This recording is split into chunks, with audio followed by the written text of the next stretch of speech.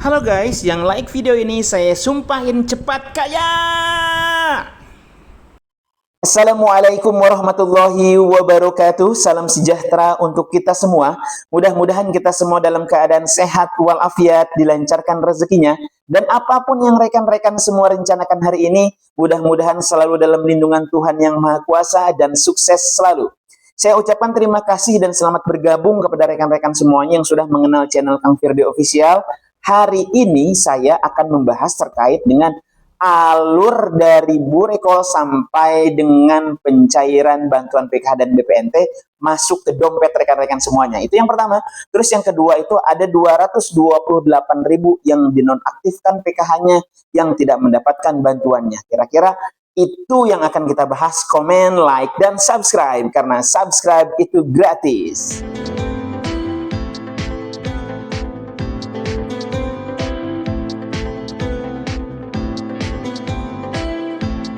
Kementerian Sosial Republik Indonesia sudah menyampaikan di beberapa acara, di beberapa momen-momen acara, di pendamping sosial, di acara di daerah, di media mainstream, di media sosial Kementerian Sosial, bahkan di TV nasional sudah menyampaikan bahwa ada 600.000 lebih KPM PKH dan BPNT, KPM PKH atau mungkin KPM BPNT yang bermain judi online. Yang terindikasi di tahap 2 yang sudah diberhentikan ada 228.000 para KPM PKH dan BPNT yang diberhentikan dari bantuannya. Artinya bantuan tersebut itu sudah nonaktif. Untuk kasus ini, khusus untuk kasus judol ini, tidak ada solusi sampai saat ini bagaimana caranya supaya para KPM PKH BPNT yang terindikasi mendapatkan bantuan judol untuk mendapatkan bantuan PKH tersebut itu tidak ada solusi untuk kembali mendapatkan bantuan PKH lagi. Karena uang tersebut yang seharusnya untuk kebutuhan keluarga, untuk mengurangi beban keluarga, ini dialihkan kepada hal yang tidak bermanfaat. Nah, otomatis ini orangnya tidak amanah ya. Nah, kita sebagai rakyat, saya juga sebagai rakyat biasa, itu menghimbau kepada rekan-rekan semuanya penerima bantuan sosial, khususnya penerima PKH, ya kan ya, penerima BPNT, harus digunakan uang tersebut untuk sebesar-besarnya kepentingan keluarga. PKH SD berarti khusus untuk anak SD, ya. PKH lansia khusus untuk keperluan lansia, PKH SMP, SMA, ya, ibu hamil, balita, itu semua harus digunakan sesuai dengan peruntukannya. Karena apabila tidak sesuai dengan peruntukannya, maka itu program tersebut itu akan sia-sia gitu kan. Karena target dari setiap program tersebut itu pasti berbeda-beda. Nah, target PKH itu untuk anak sekolah, bantuan untuk anak sekolah, berarti harus digunakan untuk keperluan anak sekolah. Targetnya untuk ibu hamil, berarti memberikan gizi seimbang bagi ibu hamil dan balita.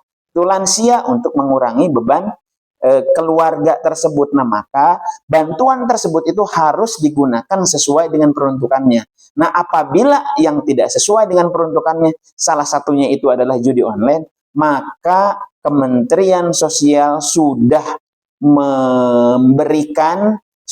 menyatakan atau mungkin memberikan pernyataan atau mungkin pernyataan bahwa akan dihapus. Bahkan yang sedang viral sekarang itu dari Gubernur Jawa Barat, karena memang yang kebanyakan bermain judi online itu ini ada di daerah Provinsi Jawa Barat, khususnya di Kabupaten Bogor, yang disampaikan oleh PPATK.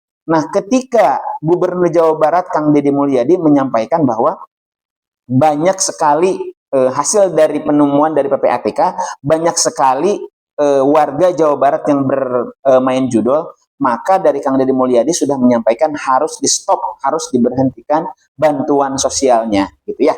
Nah, itu yang pertama terkait dengan informasi yang disampaikan oleh Kementerian Sosial yang 228.000 KPM PKH dan BPNT itu diberhentikan di tahap 2, dan sisanya 375.000 itu kemungkinan besar ketika sudah fix bahwa mereka itu betul-betul bermain judol, maka akan diberhentikan juga gitu ya.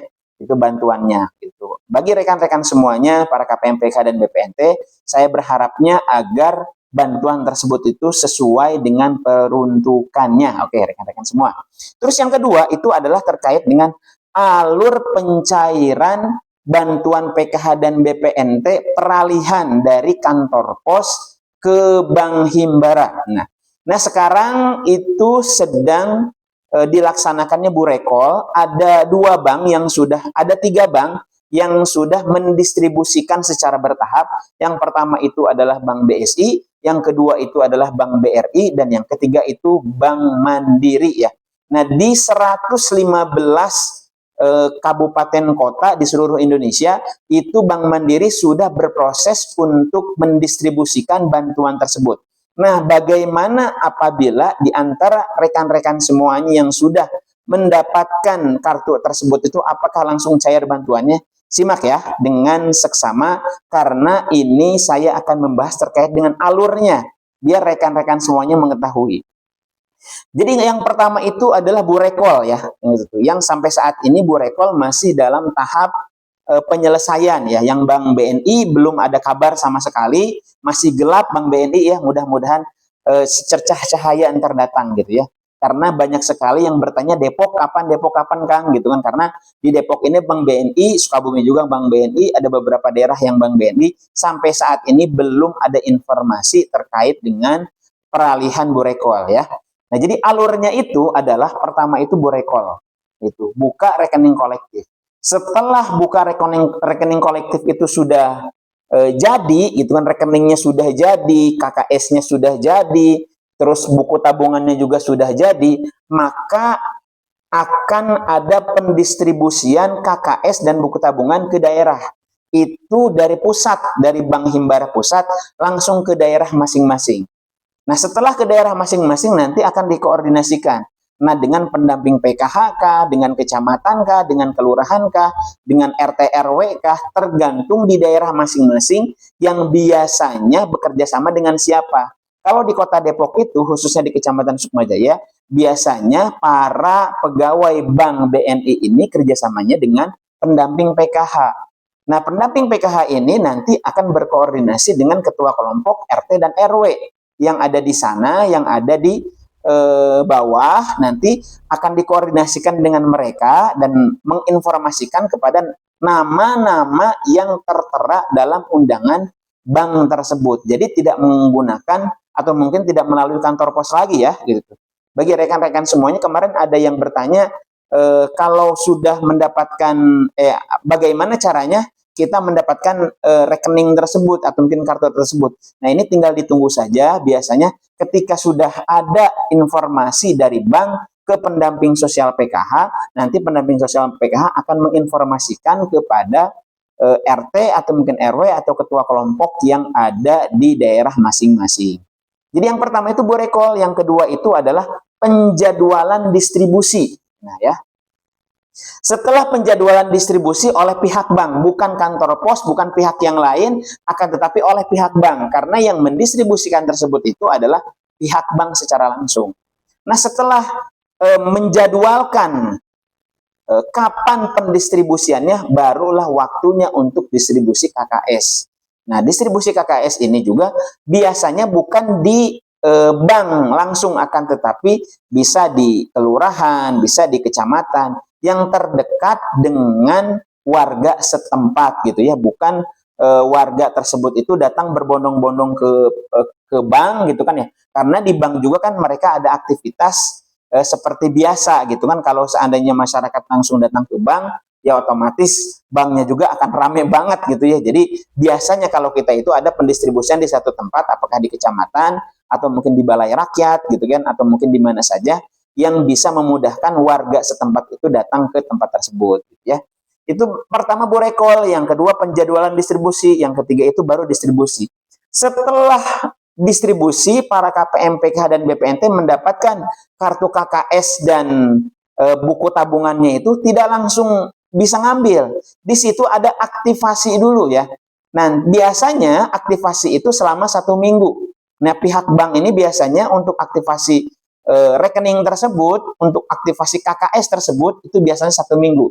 Setelah aktif kartu tersebut, ya, setelah aktif kartu tersebut sudah aktivasi, barulah pentransferan dana, gitu ya. Pentransferan uang bantuan sosial sesuai dengan peruntukannya, sesuai dengan komponennya. Kalau bantuan PKH berarti sesuai dengan komponennya.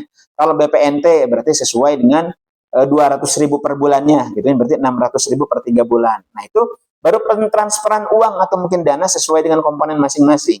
Setelah pentransferan dana, barulah salur bantuan tersebut itu masuk ke dompet ibu-ibu, masuk ke dompet rekan-rekan semuanya. Jadi itu alurnya ya. Jadi alur yang pertama itu dari Boreko sampai dengan masuk uang tersebut ke dompet rekan-rekan semuanya.